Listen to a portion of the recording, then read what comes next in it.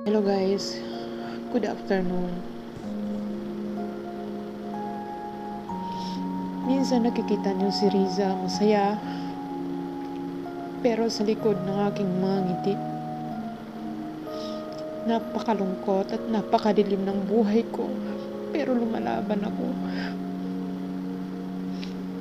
Tandaan niyo ito guys, mag-ipon kayo habang andito pa kayo. Dahil ako, kahit andito ko, danas ko na ang walang pamilya. Pag wala kang maibigay, wala kang kwenta. Tandaan nyo. Lahat ng aking video, i-review nyo. Alam kong maraming makakarelate. Huwag na huwag kayong susuko kahit anong pagsubok dumating sa buhay nyo. Pagsubok ni Allah matindi.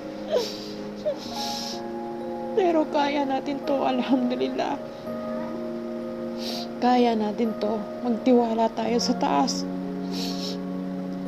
Manatili kayong malakas.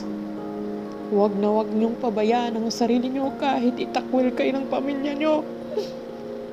Tandaan niyo, ang may mabuting puso, laging binibigyan ng pagsubok ng Allah. Tandaan niyo, hindi ako susuko sa kakagawa ng video. Alam kong maraming mas masahol pa sa pinagdadaanan ko ngayon. Pero kaya natin to. Bilang isang OFW, malaki ang malasakit ko. Dahil alam kong maraming nakaka-relate sa aking mga storya. Nung isang araw, nag-upload ako ng aking video.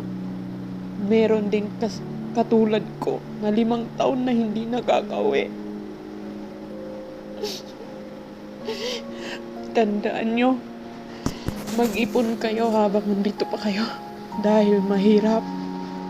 Pag walang-wala ka maibigay, hindi ka mabuting magulang. Tandaan nyo yan.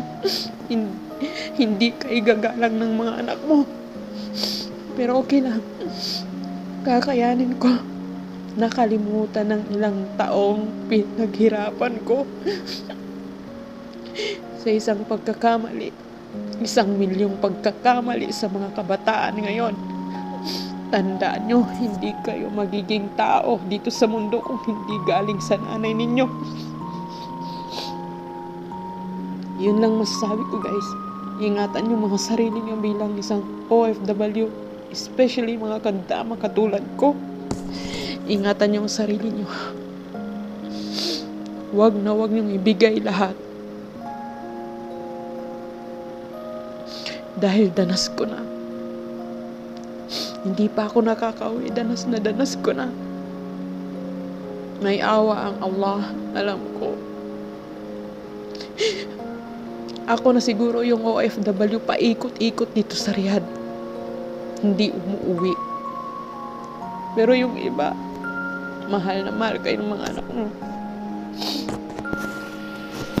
Ang hirap kasi pag hindi ikaw ang kinalakihan ng mga bata. Mahirap. Pero okay lang, alhamdulillah.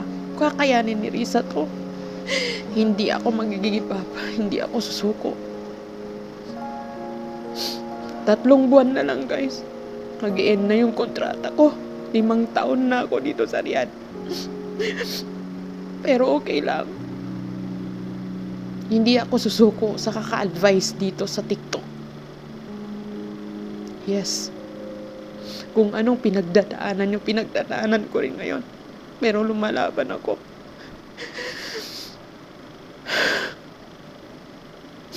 Huwag na huwag niyong pabayaan ang sarili nyo kahit anong mangyari.